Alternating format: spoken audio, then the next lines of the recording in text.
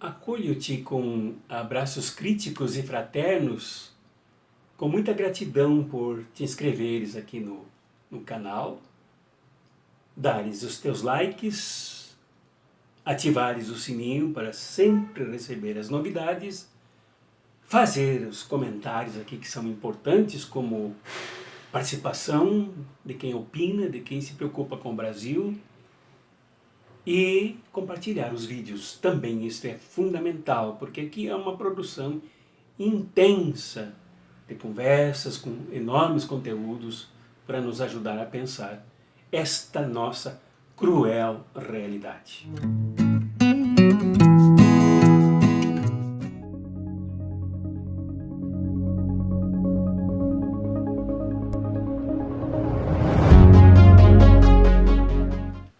Pois o seu Fernando Gabeira é um jornalista. Ele teve uma atuação assim muito forte na guerrilha urbana de enfrentamento da ditadura imperialista militar.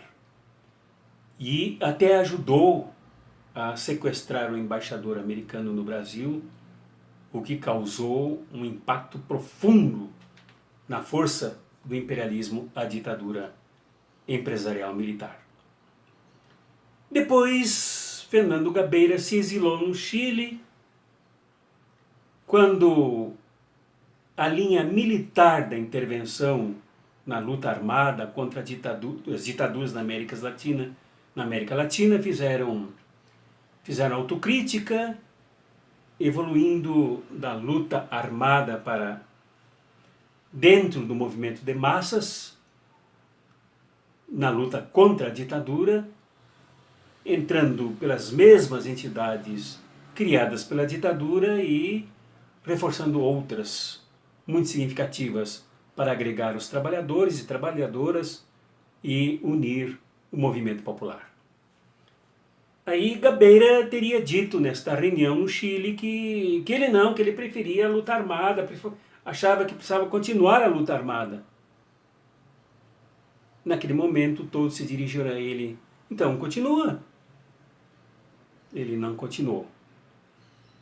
Viajou, esteve no exílio, fez turismo e voltou para o Brasil, frequentando as praias do Rio de Janeiro, usando uma tanguinha minúscula, né, o que causou um impacto significativo no consumo de produtos de praia e tal, para mulheres e principalmente para homens, né, acentuadamente homens que se colocavam com a sua sexualidade homossexual.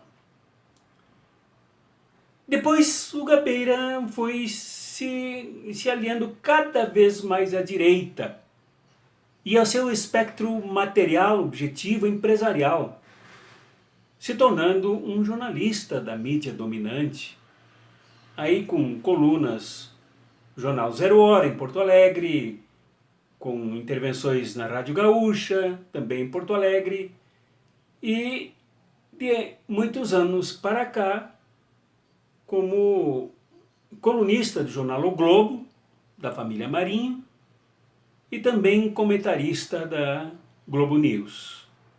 Este é o Fernando Gabeira depois das praias do Rio de Janeiro. Este é o Fernando Gabeira de direita, aliado da direita, porta-voz da direita, que escreve para a direita, fala para a direita.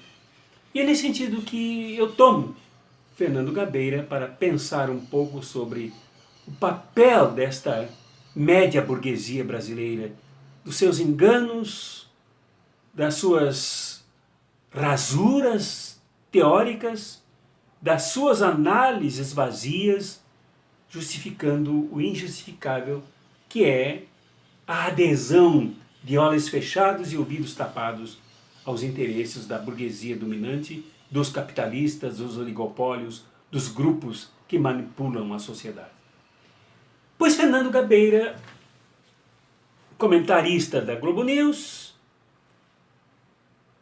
escritor, colunista do jornal O Globo, como eu disse, no seu último artigo disse que ele subestimou Bolsonaro nas eleições de 2018.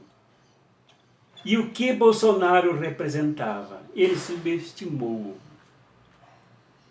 Diante isso ele menciona no seu texto, diante da pandemia e aquilo que ele chama de ignorância do governo Bolsonaro, do despreparo do governo Bolsonaro, que eu venho chamando aqui de projeto necrófilo, projeto de morte de Bolsonaro. Isso é proposital para liquidar com a maioria da população brasileira. Mas digamos assim que Gabeira acha que isso é erro, é equívoco, tanto com relação à pandemia como com relação ao aquecimento global, em cujos campos Bolsonaro incentiva a destruição.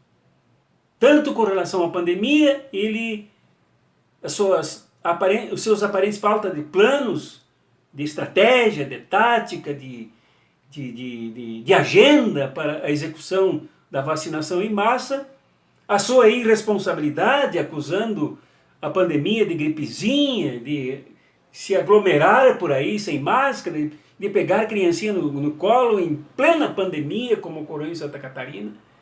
Isso tudo o que Gabeira chama de despreparo, na verdade é projeto.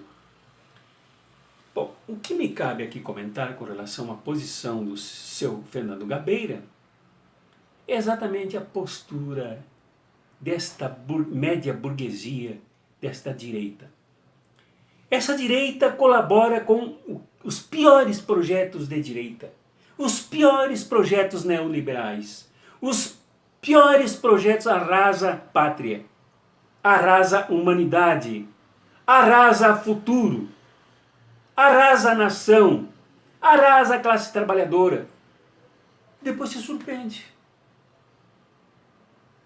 Ali de duas uma. Ou há uma tremenda desonestidade intelectual, uma tremenda falta de ética, de fazer de conta que analisa, que sabe, e que a sua profundidade, embora não ultrapasse um pires com água, que deve ter aí uma colherinha de chá de conteúdo, com essa profundidade acha que tem condições de analisar a realidade, dizendo que apenas pensava na democracia, tendo como parâmetro os clássicos Supremo Tribunal Federal, a mídia e o Congresso. Exatamente os que mais se apressaram em favorecer o golpe. Então parece uma tremenda desonestidade por um lado, e por outro lado parece um tremendo oportunismo de se aproveitar para ganhar dinheiro, se aproveitar para se abrigar debaixo do guarda-chuva do capitalismo, do neoliberalismo, para cuidar das suas coisas, do seu leitinho, do seu colchão, do seu travesseiro, da sua sobrevivência, e o povo e a nação que se danem, que se arrebentem, que se quebrem. Então, juntando as duas, desonestidade intelectual e oportunismo, é o que a burguesia, a média burguesia costuma fazer no Brasil, com essas análises furadas, com essas análises superficiais, com essas posturas políticas de apoiar sempre pior no pior momento. E depois de puxar um lencinho, não sei se cor-de-rosa, que cor é, limpar os olhos, chorando, dizendo que se enganou, que a sua avaliação foi equivocada, como se antes a posição fosse justa e como se fosse justo agora se desculpar, como se a realidade mudasse por causa desse sensacionalismo de olhos molhados de um falso arrependimento. Isso nos serve de alerta. Interpretar, definir a realidade e enfrentá-la corretamente não é papel para analfabetos políticos tipo Fernando Gabeira, que preferiu, na hora mais difícil que o Brasil se reconstruir, ir tomar banho de tanguinha em Copacabana. Ou então, na hora que o Brasil construía sua Constituição e se afirmava alçando a classe trabalhadora à posição digna que ela merece, embora por pouco tempo, o seu Fernando Gabeira foi servir aos patrões, foi servir aos poderosos, se agarrou no guarda-chuva capitalista neoliberal para ele, somente ele, se proteger das tempestades que viriam, diante das quais depois ele chora e pede desculpas. Temos que ser mais humildes, temos que nos coletivizar, temos que contar com quem realmente sabe interpretar a realidade e sabe debatê-la. E não só ficar nisso, interpretar, debater, mas transformá-la. Fazê-la virar para o lado daqueles que são os mais merecedores dos benefícios, dos frutos do trabalho, que são os próprios trabalhadores, as próprias trabalhadoras. É isso que Fernando Gabeira nunca aprenderá. E é isso que nós todos precisamos aprender para nos posicionarmos de modo justo e, sobretudo, não só nos posicionarmos, agirmos de maneira justa, não para espalhar, não para lamentar, não para fazer chororô, mas para unir e para avançar.